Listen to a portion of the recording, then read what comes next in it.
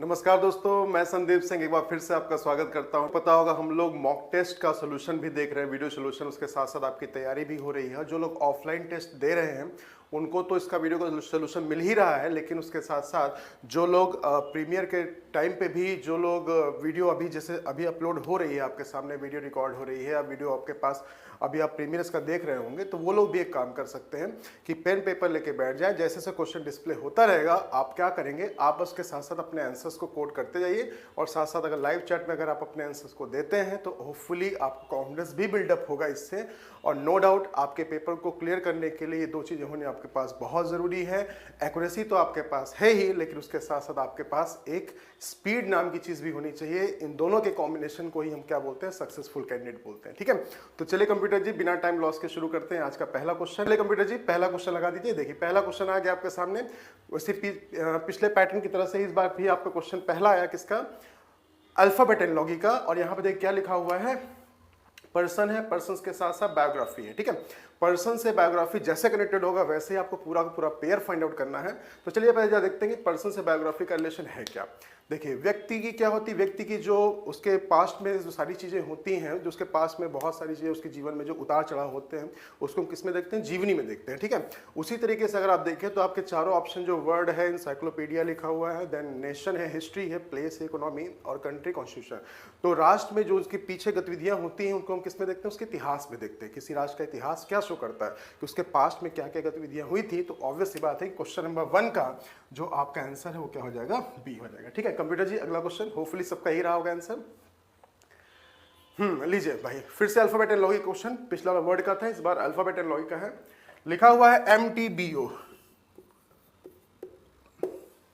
फिर लिखा हुआ है KRZM, है ना।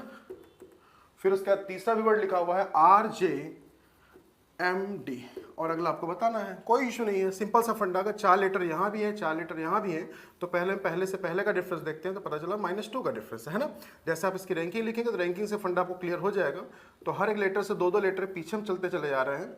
तो आपके पास यहाँ पे सेकंड प्लेस पे जो कॉम्बिनेशन है दिया गया है, उसी तरीके से अब आप यहाँ पे देखेंगे तो पहले -2 आप करेंगे तो क्या आ जाएगा, P आ जाएगा। ठीक है, फिर इसमें भी आप -2 करेंगे तो H आ जाएगा। ठीक है, फिर इसमें भी आप -2 करेंगे तो K आ जाएगा और D में आप -2 करेंगे तो C आ जाएगा। तो आपके पास अब आंसर होना चाहिए। ठीक है, देखें PHKC, सी के सॉरी सी नहीं, यहाँ पे होना चाहिए B होना चाहिए। B के बाद CD, K के बाद LM, HIJ, P के बाद QR, एग्जैक्टली।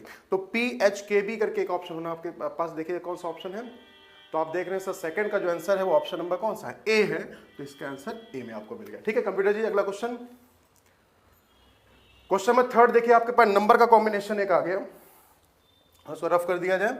और नंबर का कॉम्बिनेशन यहाँ देखिए, सबसे पहले आपको जो नंबर यहाँ दिया गया क्या दिया गया, 108 है ना। 108 से यहाँ पे क्या हो गया, 11664 और फिर उसके बाद लिखा हुआ है 112 और नेक्स्ट नंबर आपको फाइंड आउट करना है। ठीक है, तो आपको एक कंसेप्ट याद होगा नंबर लॉगी, मैंने एक चीज आपको बताई थी कि जब भी छोटे नंबर से अगर बहुत बड़ा नंबर आ जाए तो तुरंत समझ जाइए कि या तो स्क्वायर का फंडा हो सकता है या तो क्यूब का फंडा होगा। ठीक है, तो जैसे ही अगर आप 108 का स्क्वायर करते हैं तो आपके पास ये नंबर आता है, ऐसे ही 112 का जब आप स्क्वायर करेंगे तो आपको पता चल जाएगा कि 12544। लीजिए अब स्क्वायर का फंडा आपको बताया गया होगा, मैथ्स में आपको नंबर सिस्टम में बताया जाता है स्क्वायर या क्यूब निकालने का तरीका कि कैसे हम हार्डली फाइंड आउट कर सकते हैं। अगर 112 है तो 100 को बेस मान के जो तरीका आपको सर ने सिखाया होगा आपने उसको देखा होगा, आपके पास जो इसका आंसर होगा वो हो जाएगा 12544 जो कि ऑप्शन नंबर बी में लिखा हुआ है। ठीक है, चलिए क्वेश्चन कंप्यूटर जी अगला क्वेश्चन, वेन डायग्राम का देखिए क्वेश्चन आया पहली बार, पिछले 2-3 सेट में पहली बार क्वेश्चन आपको देखने के लिए मिल रहा है। क्वेश्चन में आपको डायग्राम खींचना है किसके किसके बीच में, ग्रेजुएट है ना, ग्रेजुएट के साथ साथ डॉक्टर्स और डॉक्टर के साथ साथ प्रोफेसर। अब देखिए आपको जब भी कभी ऐसा क्वेश्चन सॉल्व करने के लिए बताया गया तो एक कहानी बताई गई थी क्या, कि सबसे पहले आपको क्या खोजना है, इन तीनों में से पहले किसी 2 वर्ड को पिक करना है, उनके बीच पहले आपको डेवलप करना है पहले नो करिलेशन। अगर नो करिलेशन नहीं बने तो फिर आप पहले क्या करिए, ऑल करिलेशन खोजिए और ऑल भी ना मिले तो जाके आप सम करिलेशन खोजिए। ठीक है, तो इस तरीके से आप क्वेश्चन को अगर सॉल्व करेंगे तो होपफुली आपका डायग्राम बिल्कुल सही बनेगा। ठीक है, तो पहले जा देखते हैं क्या इनमें से किसी के बीच में भी क्या कभी नो बन सकता है, चेक करिए। ग्रेजुएट डॉक्टर नहीं सर, ग्रेजुएट डॉक्टर होते हैं, डॉक्टर ग्रेजुएट होते हैं, डॉक्टर प्रोफेसर बोलिए, चेक करिए। डॉक्टर और प्रोफेसर, डॉक्टर भी कुछ प्रोफेसर हो सकते हैं, प्रोफेसर भी डॉक्टर होते हैं। ग्रेजुएट प्रोफेसर नहीं सर, यहाँ पे तो कहीं भी नो कैलेशन नहीं बन रहा। चलिए यहाँ देखते हैं ऑल। ऑल अगर देखा जाए तो क्या सारे डॉक्टर ग्रेजुएट होते हैं? हाँ सर, सारे डॉक्टर ग्रेजुएट होते हैं। क्या सारे प्रोफेसर भी ग्रेजुएट होते हैं? हाँ सर, सारे प्रोफेसर ग्रेजुएट होते हैं। एक चीज समझ में आ रही है कि डॉक्टर और प्रोफेसर इन दोनों का सर्कल किसके अंदर आएगा? बोलिए, ग्रेजुएट के अंदर आएगा। और अब आप जरा ये चेक कर लीजिए कि डॉक्टर प्रोफेसर का क्या रिलेशन होगा। क्या सारे प्रोफेसर डॉक्टर ही होते हैं? नहीं सर, कुछ प्रोफेसर डॉक्टर होते हैं, कुछ डॉक्टर प्रोफेसर होते हैं। इसका मतलब कि डॉक्टर और प्रोफेसर इन दोनों का सम पार्ट होगा और ये कवर करेगा किससे? ग्रेजुएट से, जो कि आप देख रहे हैं कि ऑप्शन नंबर देखिए ए में लिखा हुआ है। इसका मतलब कि इस क्वेश्चन का, फोर्थ क्वेश्चन का जो आंसर होगा वो हो जाएगा ऑप्शन नंबर ए। यही था सभी का। चलिए कंप्यूटर जी अगला क्वेश्चन। पांचवा क्वेश्चन आपके सामने आ गया, विषम पदों को छांटना। इसमें कौन सा अलग है वो बताना। ये तो आपसे आपने देखा भी होगा, ये क्वेश्चन तो आपसे ओरल बन जाता है। कैसे? चेक करिए। स्नेक्स है, स्नेक्स को क्या बोलते हैं? रेप्टाइल्स बोलते हैं। एग्जैक्टली तो सही है। बेफलो है, बेफलो को मैमल्स बोलते हैं। बिल्कुल ये भी सही है। कीवी क्या है? कीवी एक बर्ड है। बट पैरट क्या है? पैरट क्या है? बोलिए, वो अंडे देता है। ठीक है, इसका यहाँ मैमल्स लिखा हुआ है तो पैरट मैमल नहीं है। इसका मतलब कि क्वेश्चन नंबर जो 5 का जो आंसर होगा वो क्या हो जाएगा? डी। ठीक है, ओरल क्वेश्चन सॉल्व हो गया। अगला question computer ji, question number 6। आपको इसमें अल्फाबेट क्लासिफिकेशन का क्वेश्चन है। सिंपल सा फंडा है। एडी लिखा हुआ है, क्यूएस लिखा हुआ है, VX लिखा हुआ है और फाइनली EG लिखा हुआ है। मैंने कहा था कुछ भी अगर ना समझ में आए तो सीधा इनका डिफरेंस निकालिए। ठीक है, जैसे इनका डिफरेंस निकालते हैं तो यहाँ पता चला +2 का डिफरेंस सर, V के बाद WX ये भी देखा +2 का डिफरेंस, Q के बाद RS ये भी +2 का डिफरेंस है, A के बाद BCD ये +3 का डिफरेंस है। तो आप कहेंगे सर मेरे पास क्वेश्चन नंबर 6 का जो आंसर होगा ऑप्शन नंबर ए हो जाएगा। ओरल क्वेश्चन बन गया आपका। चलिए कंप्यूटर जी अगला क्वेश्चन 7वां लीजिए। क्वेश्चन आ गया मेरे पास नंबर क्लासिफिकेशन का, ऑड वन आउट का। लिखा हुआ है 24 से क्या हो गया? देखिए 24 से 6 हो गया। अरे वाह सर, ये तो 6 4 जा 24 है ना। आगे देखते हैं, 48 है, 48 से क्या लिखा हुआ? 12 लिखा हुआ है। 12 4 जा 48 है, ये भी सही बात है। फिर देख क्या लिखा हुआ है? 72 से 24 है। 24 3 जा 72 था। इसका मतलब कि यही इस पैटर्न को फॉलो नहीं कर रहा, चौथा ही फॉलो करना चाहिए। चेक कर लीजिए, 44 से क्या हुआ? 11। ये भी देखिए मल्टीप्लाई बाई 4 ही है, या 44 को आप 4 से डिवाइड करें तो ये नंबर सब में आता जा रहा है। लेकिन थर्ड वाला डिवाइडेड बाई 3 या डिविजिबिलिटी बाई 3 या कुछ भी आप कर दीजिए। अगर पीछे देखेंगे तो मल्टीप्लाई 3 बोलेंगे, आगे देखेंगे तो डिविजिबिलिटी बाई 3 बोल देंगे। ठीक है, तो इसका मतलब कि क्वेश्चन नंबर, इसका आंसर जो होगा वो ऑप्शन नंबर सी होगा। यही आपका ऑड है। ठीक है, computer ji question number next 8वां question देखिए भाई, रैंकिंग का आ गया। ये तो सबका सॉल्व होना चाहिए। सब लोग ट्राई करिए, फटाफट आंसर दे दीजिए मुझे जल्दी से कमेंट बॉक्स में। जिसका आंसर सबसे पहले आएगा भाई, मैंने कहा था बस मैं सारे के सारे आंसर्स को आपको देखता जा रहा हूं कि आप कब कौन सा आंसर कैसे कोड कर रहे हैं। ये चीज आप भी ध्यान रखिए। होपफुली आपके क्लासरूम में ही, अगर आप मुझसे ऑफलाइन क्लास ले रहे होंगे तो होपफुली क्लासरूम में ही आपको कुछ मैं आपको गिफ्ट जरूर दे दूंगा। उसके लिए आप परेशान मत होइए, लेकिन आपके क्वेश्चन का आंसर सही आना चाहिए। ठीक है, चलिए भाई, कह रहा है एक रो है जिसमें मारुति की जो पोजीशन है वो क्या कह रहा है? लेफ्ट से कितने पे है? 20th पे है। मारुति की पोजीशन है वो लेफ्ट से कितने पे है? 20वें स्थान पे। यही था भाई। चलिए फिर क्या कह रहा है कि होंडा जो है वो मारुति के 10th राइट में है। मारुति के 10th राइट में, इसका मतलब कि मारुति और होंडा के बीच में कितने लोग होंगे? 9 होंगे। फिर यहाँ पे होंडा की पोजीशन आ गई। बोलिए, यही था। अच्छा, फिर मुझसे क्या कह रहा है कि होंडा जो है वो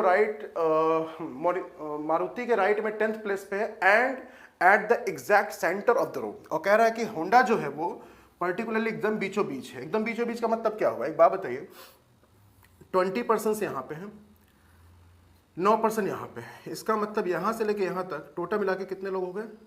29। बोलिए, है ना। अब 20 इधर है, कह रहा है एकदम बीचों बीच। इसका मतलब इसके इधर भी कितने होंगे? यहाँ भी 29 होंगे।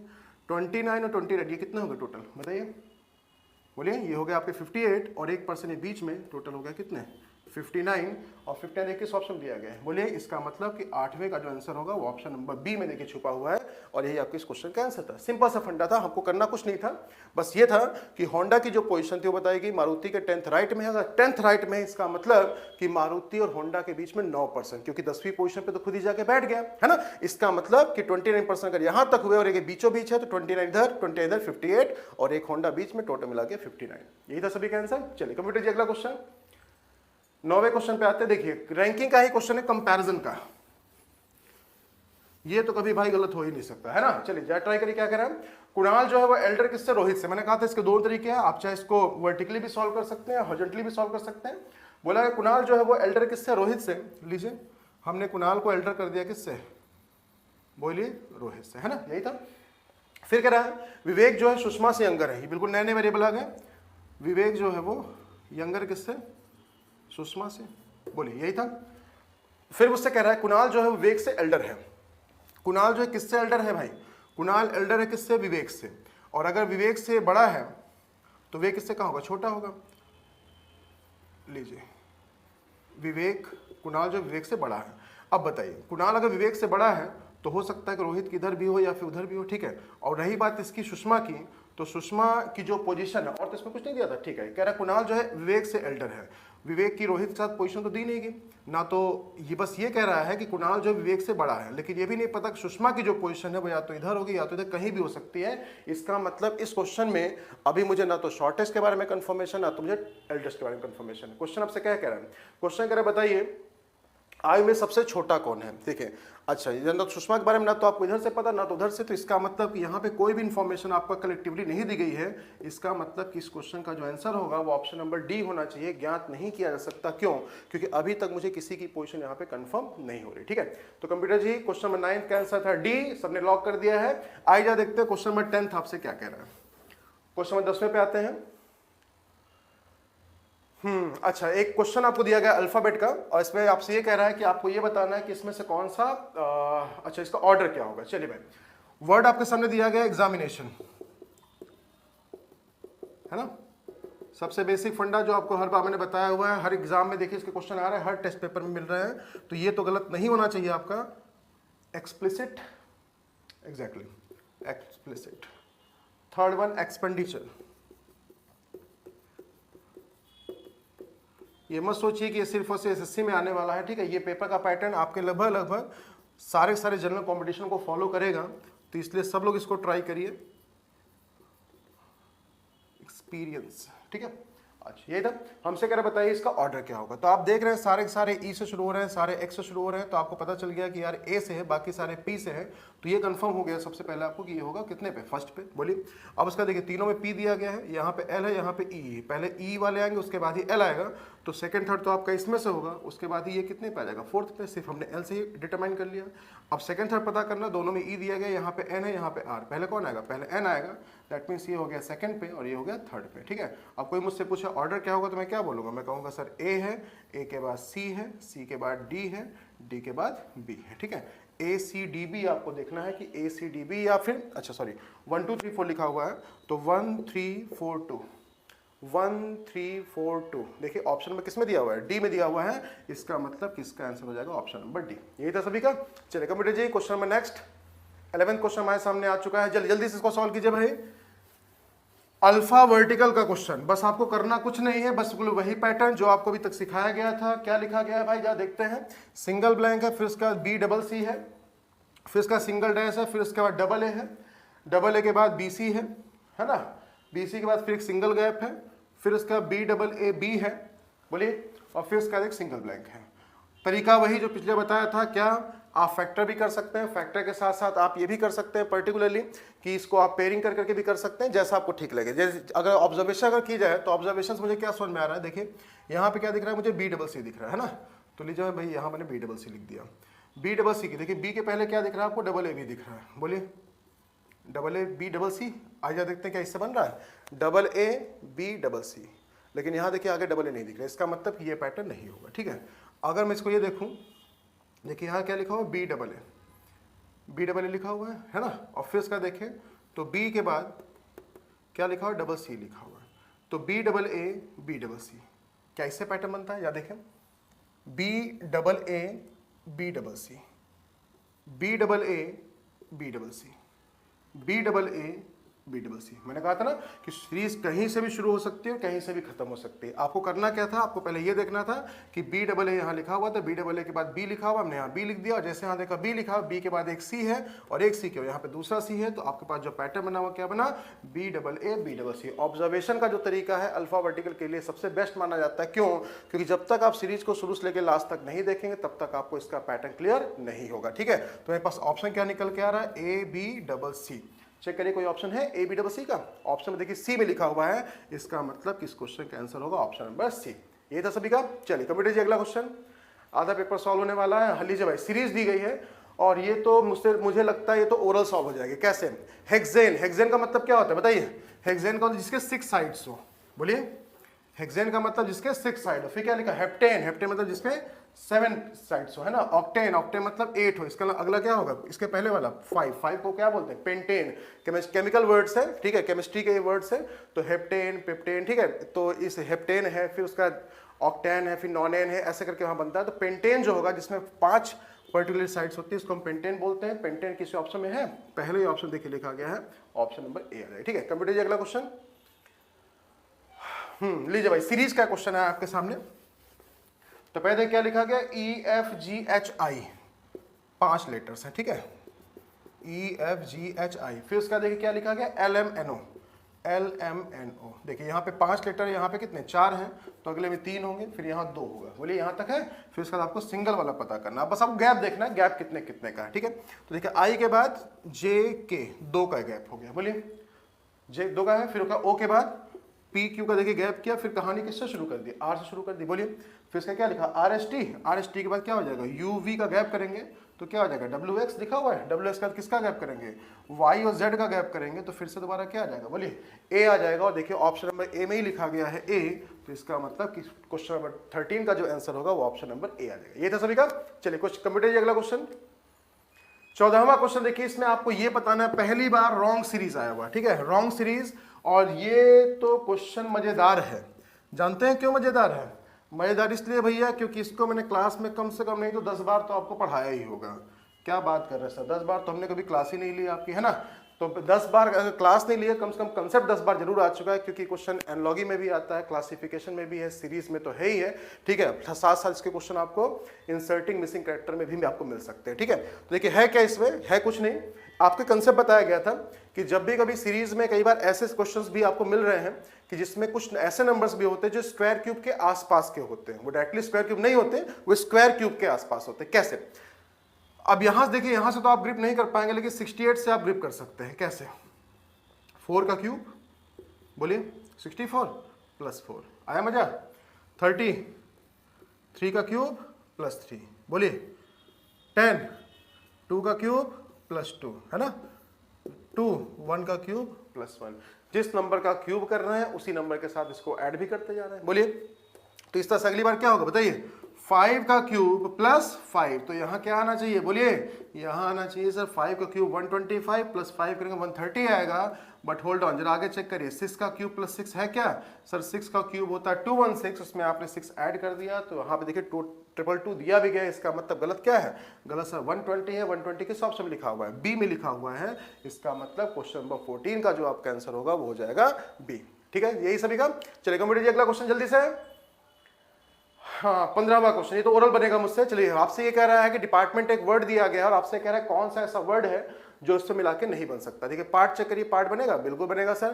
ट्रीट चेक करिए, ट्रीट TREAT, ये भी बन रहा है। मैच्योर चेक करिए, MATU, यू नहीं है, इसका मतलब कि ऑप्शन नंबर इसका हो जाएगा सी। फटाफट से 5 सेकंड का क्वेश्चन था, हमें इसे इतना ही टाइम देना है। ठीक है कंप्यूटर जी अगला क्वेश्चन, कोडिंग डिकोडिंग का क्वेश्चन आया। ये थोड़ा सा मजेदार क्वेश्चन हो सकता है, आइए देखते हैं मजेदार है या फिर बिल्कुल हलवा है। ठीक है, क्या कह रहा है? नंबर एक वर्ड दिया हुआ है ना,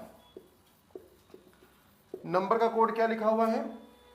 156897, 156897। फिर लिखा हुआ है बैरन। बैरन का जो कोड दिया गया न्यूमेरिकल टर्म में वो क्या लिखा हुआ है? 847791, 847791, यही था।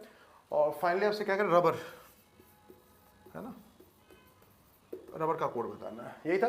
अच्छा देखिए, आपको याद होगा कि कोडिंग डिकोडिंग में एक पैटर्न आपको सिखाया गया होगा, चाहे आपने मुझसे क्लास ली या फिर किसी भी फैकल्टी से क्लास ली हो, सब अपने आप में बेस्ट पढ़ाते हैं। उन्होंने आपको एक चीज जरूर सिखाई होगी कि जब भी कभी क्वेश्चन आपके सामने आए, सबसे पहले आप क्या करते हैं, चाहे वो लेटर कोडिंग का क्वेश्चन हो, चाहे वो नंबर कोडिंग का क्वेश्चन हो, सबसे पहले आप क्या चेक करते हैं, फॉर्मेशन का फंडा। ठीक है, अब ये फॉर्मेशन का फंडा क्या होता है, उसको अलग तरीके से आप अलग नाम आप दे सकते हैं।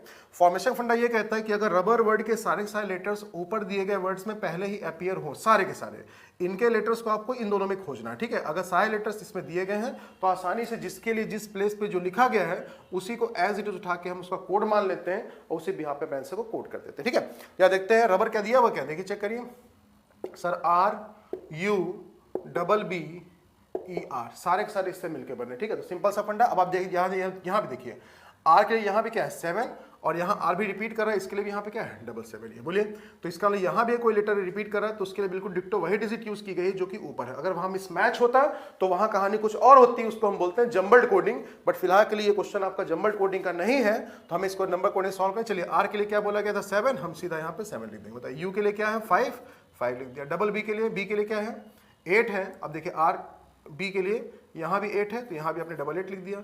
ई के लिए क्या लिखा हुआ है 9 लिखा हुआ है, 9 लिख दिया। आर के लिए फिर से क्या है 7 है, तो आपको खोजना है 758897, 758897, और 16 क्वेश्चन का जो आंसर होगा वो हो जाएगा ऑप्शन नंबर बी। ठीक है, चलिए कंप्यूटर जी, अगला क्वेश्चन 17 मैथमेटिकल ऑपरेशन का क्वेश्चन आया है। जल्दी से इसको सॉल्व करिए, आंसर बताइए। बॉड मास रूल को नहीं भूलेंगे, बॉड मास रूल के थ्रू ही अपना आंसर बताएंगे। भाई क्या लिखा हुआ है, मैं तब तक लिख रहा हूं, आप अपना आंसर बताइए। लिख रहा है 10p 2x 5y5, इसकी वैल्यू आपको बतानी है। जो सिंबल का जो मतलब, पहले उसको देख लिया जाए। p x के लिए क्या कह रहा है, x के लिए कह रहा है प्लस, लीजिए x की जगह पे हमने प्लस लिख दिया। फिर इसका y के लिए क्या, अच्छा z के लिए भी कुछ कह रहा है, लेकिन z यहाँ पे है नहीं, कोई इशू नहीं है। y के लिए क्या है माइनस, y के लिए माइनस, हमने यहाँ पे माइनस लिख दिया। अब p के लिए क्या कह रहा है, p के लिए कह रहा है मल्टीप्लाई, कोई इशू नहीं। यहाँ पे देखिए, आपको बॉड मास से बताया गया पहले डिवीजन, लेकिन डिवीजन जब यहाँ है नहीं तो छोड़ दिया हमने, मल्टीप्लाई किया। ठीक है, ये हो गया 20 + 5 - 5। फिर क्या करते हैं, एडिशन करते हैं। ये पॉजिटिव इंटीजर, ये पॉजिटिव इंटीजर, ये नेगेटिव इंटीजर, पहले पॉजिटिव वाले को ऐड किया। 25 - 5, बहुत सिंपल सा क्वेश्चन था, और ये तो आपको आसानी से 1 नंबर या 2 नंबर आपके एग्जाम के वैल्यूएशन के हिसाब से आपको दे देगा। 20 देखिए किस ऑप्शन में लिखा गया है, सी में लिखा गया है, यही आपके इस क्वेश्चन का आंसर था। ठीक है, चलिए कंप्यूटर जी, क्वेश्चन नंबर 18।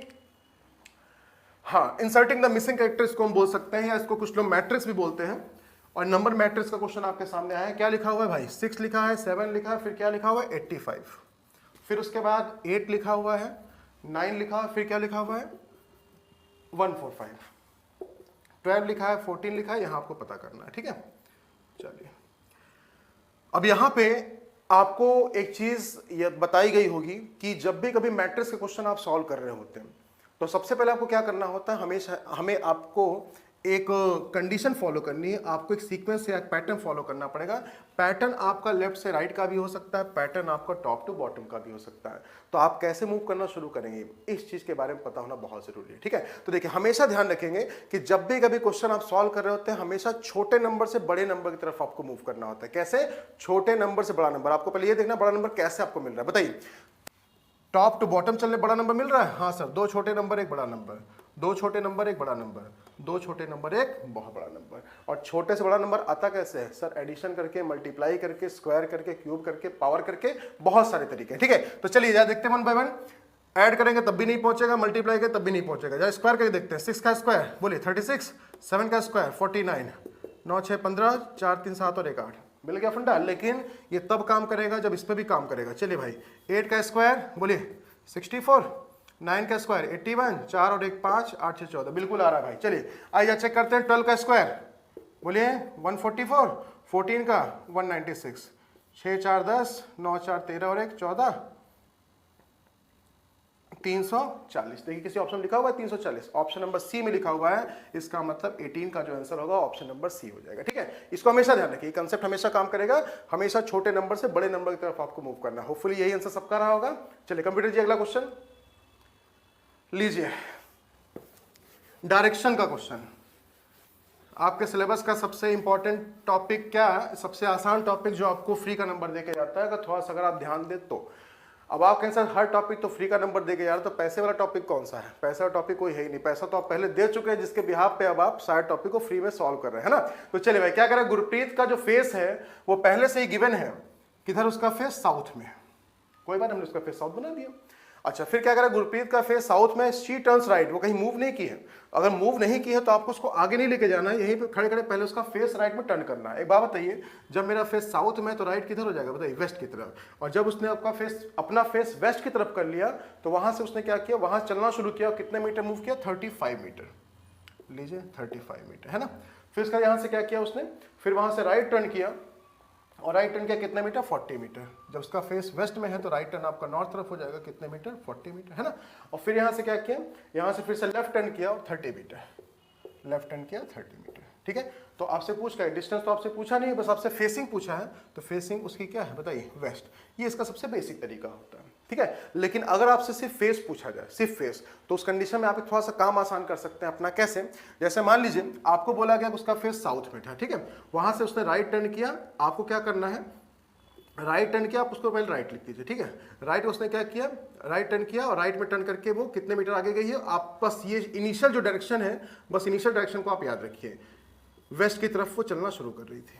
उसका उसने क्या किया, राइट टर्न किया, राइट लिख दिया, और फिर उसका उसने क्या किया, लेफ्ट टर्न किया, ठीक है। हमेशा एक चीज ध्यान रखिए, जब भी कभी अपोजिट डायरेक्शन एक साथ लिख दी जाए, राइट के बाद वो लेफ्ट जाए या लेफ्ट के बाद राइट जाए, तो हमेशा ध्यान रखिए उसका जो फेस होगा बिल्कुल सेम डायरेक्शन में होगा, मतलब जिधर से उसने चलना शुरू किया होगा, ठीक है। अगर यही लेफ्ट के बाद राइट हो तो भी देखिए अपोजिट डायरेक्शन एक साथ ऐड है, लेफ्ट राइट एक साथ, तब भी उसका फेस क्या होगा, सेम। अगर दोनों सेम डायरेक्शन में चले, पहले लेफ्ट फिर लेफ्ट, या पहले राइट फिर राइट, तो ध्यान रखिएगा उन दोनों का फेस जहां पे भी होगा जस्ट अपोजिट डायरेक्शन उसका फेस हो जाएगा। ये फेसिंग के लिए कंसेप्ट आप ध्यान रख सकते हैं कि उसका इनिशियल में आपको पहले फेस पता हो, और उसके बाद आप ये देख लीजिए कि एक बार उसने राइट टर्न किया फिर लेफ्ट टर्न किया, तो इसका तुरंत समझ जाइए कि उसका फेस अभी भी स्टिल उसी डायरेक्शन में होगा जिधर सबसे पहले उसने चलना शुरू किया था। फेस साउथ में था लेकिन चलना पहले किधर शुरू किया था, वेस्ट में। तो वेस्ट के बाद आपको देखा कि एक राइट और एक लेफ्ट, इसका उसका फेस अभी भी वेस्ट की तरफ ही होगा। और ये फेसिंग पूछे या फिर मूविंग पूछे, दोनों के लिए बिल्कुल सेम फंडा होगा, ठीक है। यही था सभी का आंसर। चलिए कंप्यूटर जी, क्वेश्चन नंबर 20। आज के क्वेश्चन तो मजेदार है भाई। चलिए भाई, अब आ गया थोड़ा सा नॉन वर्बल रीजनिंग, और ये तो सॉल्व होना चाहिए ओरल। ट्राई करिए सब लोग, जल्दी से आंसर बताइए, 5 सेकंड का टाइम है आपके पास। हाँ, पेपर फोल्डिंग का क्वेश्चन है, और इन्होंने जो ट्रायंगल शेप में पेपर को पहले फोल्ड किया है, फोल्ड करने में उसको कट किया है, और कट करने के बाद मुझे जो समझ में आ रहा है इसका जो आंसर होना चाहिए, देखिए ऊपर का पार्ट ओपन होगा, एक नीचे का पार्ट ओपन होगा, तो जो सर्किल पर्टिकुलरली है आपका वो तो बिल्कुल वैसे का वैसे ही रहेगा। और जब ऊपर का पार्ट ओपन होगा तो जो सेंटर में देखिए आपको सर्किल दिख रहा है, वो जब ऊपर जाएगा तो पूरा सर्किल नहीं आएगा, वो एक हाफ पार्ट लेके आएगा, ठीक है। हाफ सेक्शन ऊपर की तरफ शो होगा और हाफ सेक्शन नीचे की तरफ शो होगा, और उसके साथ साथ जो ऊपर का पार्ट है जहाँ पे आपका हाफ सर्किल पहले से देखिए इस तरह से आपको दिख रहा है, ऐसे यहाँ पे जो पार्ट आपको यहाँ पे ऐसे दिख रहा है, जब इधर वाला ओपन होगा तो भी यहाँ पे हाफ रहेगा, यहाँ पे ये भी हाफ रहेगा, बट ये जो सर्किल है जब इधर जाएगा तो यहाँ पे हाफ पार्ट लेके आएगा और यहाँ पे भी हाफ पार्ट लेके आएगा, ठीक है।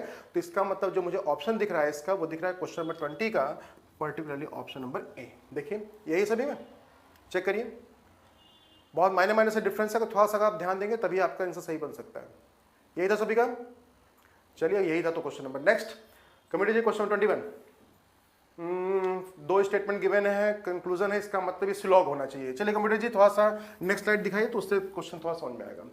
हाँ भाई देखिए, सिलॉग का क्वेश्चन है, क्या कह रहा है, कोई जो टीचर है वो साइकिल से विद्यालय नहीं आता। अच्छी बात है भैया, कोई टीचर नहीं आ रहा है साइकिल से विद्यालय, मत आने दीजिए, है ना। कोई टीचर साइकिल से, बाइसिकल से कोई टीचर स्कूल नहीं आता है, ठीक है। फिर मुझसे क्या कह रहा है, आनंद जो है साइकिल पर विद्यालय जाता है। आनंद साइकिल पर विद्यालय जाता है, आनंद साइकिल मतलब कि जितने भी आनंद है वो सारे सारे साइकिल से विद्यालय जा रहे हैं। इसका मतलब इस लॉ का ही क्वेश्चन है कि थोड़ा सा क्वेश्चन को पूछने का तरीका अलग कर दिया। आनंद जो है देखिए साइकिल से जाता है, और कह रहा है कोई भी साइकिल से टीचर नहीं जा रहा है, ठीक है। तो इसका मतलब पहला क्वेश्चन कंक्लूजन क्या कह रहा है, आनंद इज नॉट ए टीचर। क्या आनंद टीचर नहीं, बिल्कुल सही बोल रहा है भाई, है ना।